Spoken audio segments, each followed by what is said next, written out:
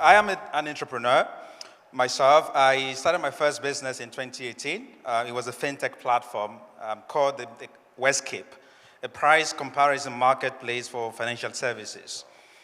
What that does is that instead of going to the banking hall to ask the teller or the receptionist what the interest rate for a particular loan product is, or what the terms and conditions for some investment product is, you could do that on the website by comparing the same product from different financial institutions, all right, and then purchase that product online.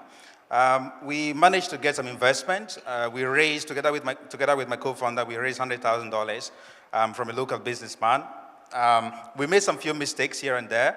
By the sixth month, we had bent about 40% of these $100,000, so $40,000 without any product by the sixth month, because we're focused on the big ideas, focused on building features, focused on doing wonderful stuff, changing the world without really building the business. We're lucky enough to get some help along the way, and we built a business that we managed to eventually exit. So with the exit money that I got from that business, in 2020, I started another business called Starbus, which is a bus booking app for commuters. Instead of people going to work with trotros, I created an application that connected people to buses, to premium buses, premium air-conditioned buses. So instead of going to work with trotro and then coming back home with trotro, you get on this app, you simply put in your pickup bus stop and drop-off bus stop, and then you could get a bus to take you to where you're going. And we also managed to raise some few money in the process. One of the things that I realized in the process as an entrepreneur is that funding is always difficult to come by. It's always difficult. It's very, very difficult. And in most cases, it's the deal breaker. People are not able to progress on the idea because they don't have funding. And recently, I've been looking at the banking sector, how today we have a lot of people who are included in the banking sector, because banks, as we know them today, they don't provide financing to the people in the bottom of the pyramid. Yet, these people are included in the financial services industry. How is that the case? Thanks to microfinance institutions. All right, they leverage the power of people, the power of community to advance financial or traditional financial services to people in the bottom of the pyramid. And I started to wonder, why is the venture capital industry not using the learnings of the microfinance industry and applying them to the same, to startups or to entrepreneurship in Africa or in the emerging world? Because about 10% of all the fundraisers that we announce in Ghana, in Africa mostly, they are less than $100,000, about 10%. All right. So one of the idea I came up with is the power of leveraging your network in investing in businesses or in raising money for your businesses. So I came across a gentleman about a year ago. He was building a health tech company. His software, what it does is that it predicts symptoms of a disease that you're likely to have.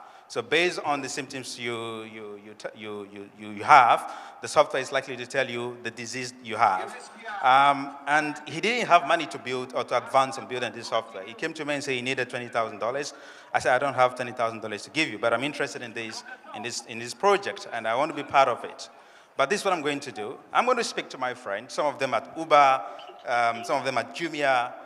We're going to put money together to invest the $20,000 that you needed. All right. And so I got 9 other friends, including myself. We contributed $2,000 each, so making it $20,000, and invested in this project.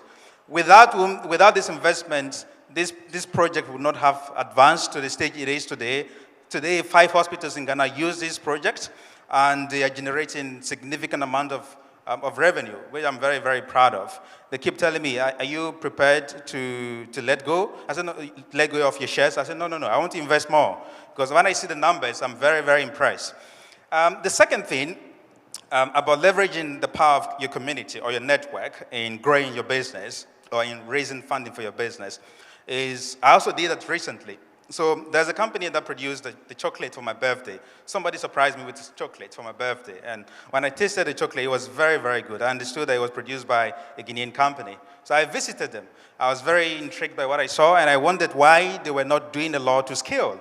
And they said, yeah, they didn't have money to buy some of the machines because they are expensive.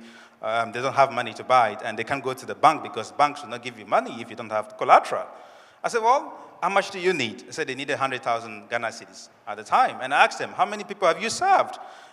They've served over 200 clients. And I said, I'm interested in putting in some money.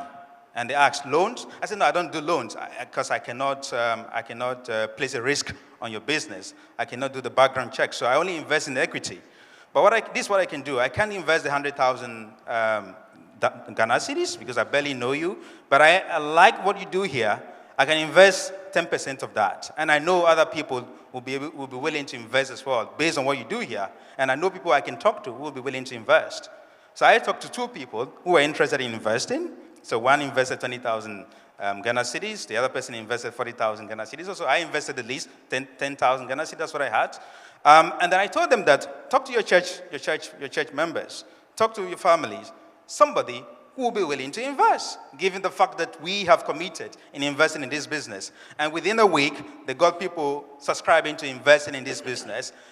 They got about 230,000 Ghana cedis. Up to today, even when she's a woman, when she has a problem with her marriage, she even calls me. She thinks that I have a solution to everything that, because I was able to tell her what to do with her business at that point in time. I invested in that business. I'm very proud. Today, I'm working to getting them in Nigeria because where I work with Treepz. Treepz acquired my second startup, Starbucks. We operate in Nigeria as well. We operate in Uganda. And I'm using my access to this market to expand this chocolate business as well to this market. So the point is that we cannot entirely rely on traditional venture capital in growing business in Africa because it is, traditional venture capital doesn't fund most of the startups we have. They don't fund it.